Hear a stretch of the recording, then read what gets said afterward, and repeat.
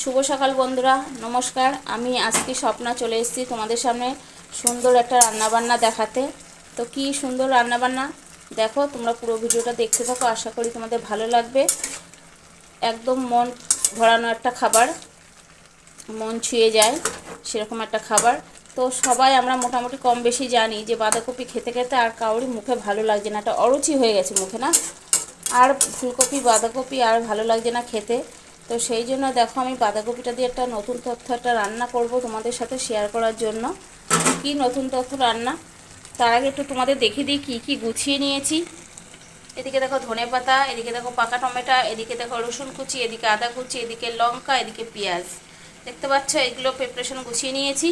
আর এদিকে কেটে ধুয়ে রেখেছি আলু, সাথে অল্প করে একটু আলু দেবো। আর এদিকে বাঁধাকপি মটরশুঁটি সিদ্ধ করতে বসিয়ে দিয়েছি, দেখতে পাচ্ছ।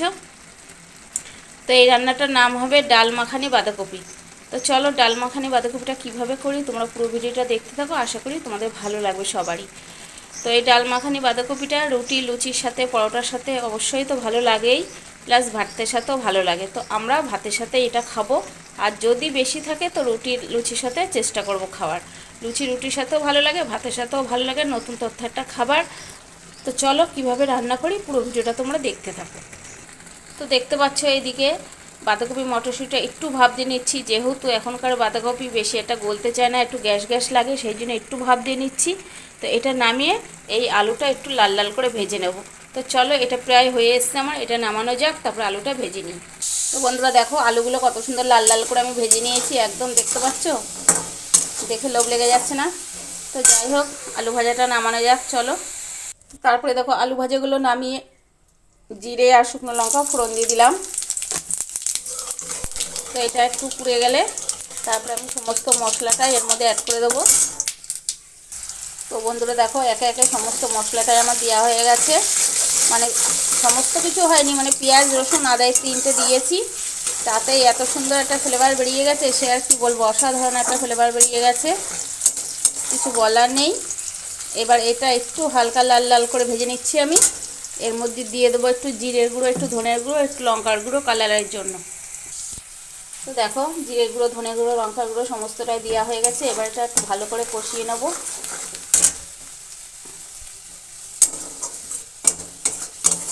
এইবার দিয়ে দেবো এর মধ্যে কেটে রাখা টমেটো।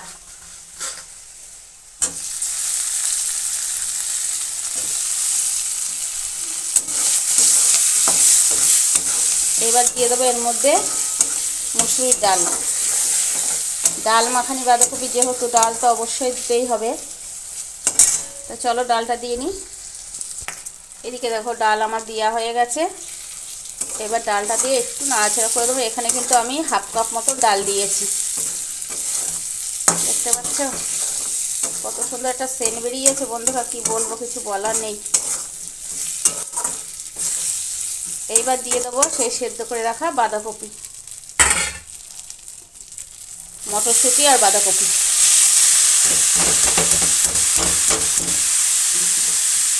এবার সমস্তটা একসাথে নাড়াচাড়া দিয়ে লবণ হলুদ দিয়ে মিশিয়ে দেবো। একটু লবণ হলুদ দিয়ে দিই। সবাই সবার স্বাদ অনুযায়ী ঝাল আর লবণ দেবে, আমরা যেহেতু ঝাল কম খাই ওই জন্য অল্প করে দিলাম। এবার একটু নাড়াচাড়া দিয়ে একটু জল দেবে, যেহেতু ডালটা একটু সিদ্ধ হবে, একটু জল দিয়ে এবার ঢেকে দেবো। তো বন্ধুরা দেখো, ডাল আর বাঁধাকপিটা এই পর্যায়ে এসে গেছে। এখন আমি দিয়ে দেবো সেই ভেজে রাখা আলুগুলো।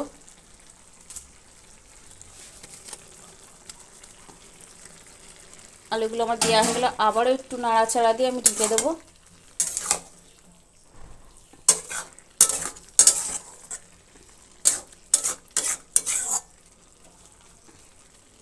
চলো ঢেকে দেওয়া যাক।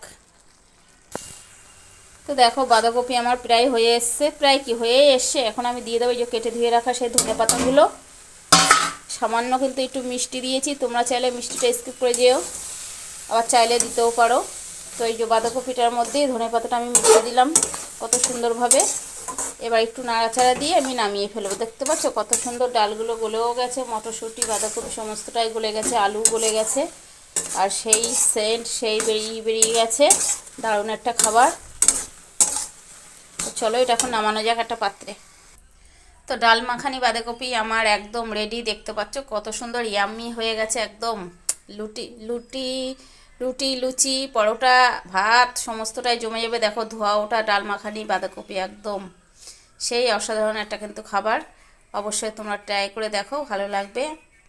তো চলো, ভিডিওটা আজকের মতন এই পর্যন্তই ছিল। দেখা হচ্ছে আগামী নতুন আরেকটি ভিডিওর সাথে। ভালো লাগলে লাইক কমেন্ট শেয়ার করো, পারলে সাথে একটা স্টার দিও, চারিদিকে ভাইরাল দিতে গোবরডাঙ্গা স্বপ্নাদির জন্য একটা লাইক। ঠিক আছে, তা চলো টাটা। নমস্কার বন্ধুরা, আমি স্বপ্না চলে এসেছি আজকে দুপুরে তোমাদের সাথে দারুণ একটা মুখরোচক রেসিপি শেয়ার করতে।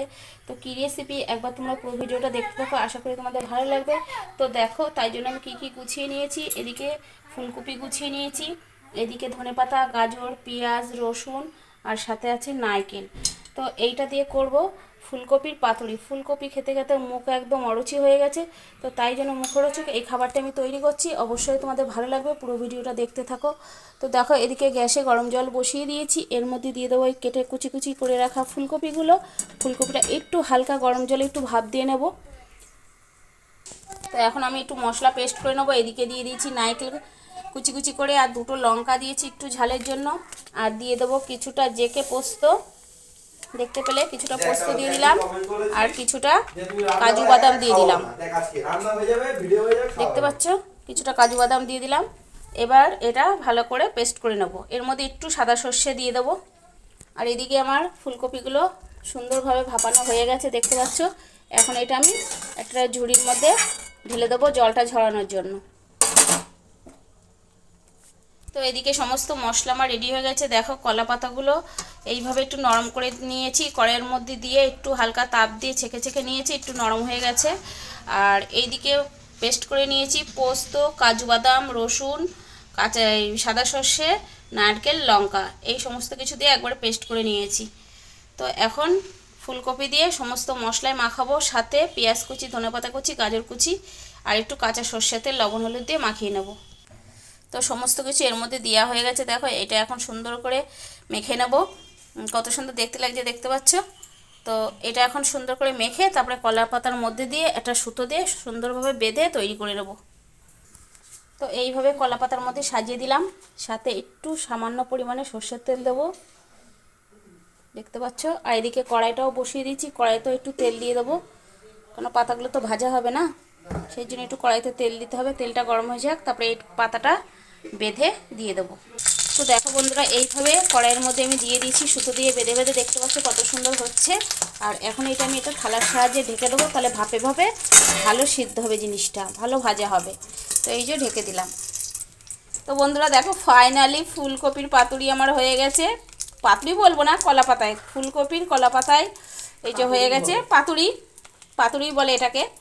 তো যাই হোক, আমার এটা ফাইনালি কমপ্লিট হয়ে গেছে। চলো এক পিস নামিয়ে দেখা যাক কীরকম হয়েছে। তারপরে দেখো, এক পিস থালায় নামিয়ে ফেলেছি। এই যে নামিয়ে এখন এই যে খুলছি, দড়িটা খোলা হয়ে গেছে।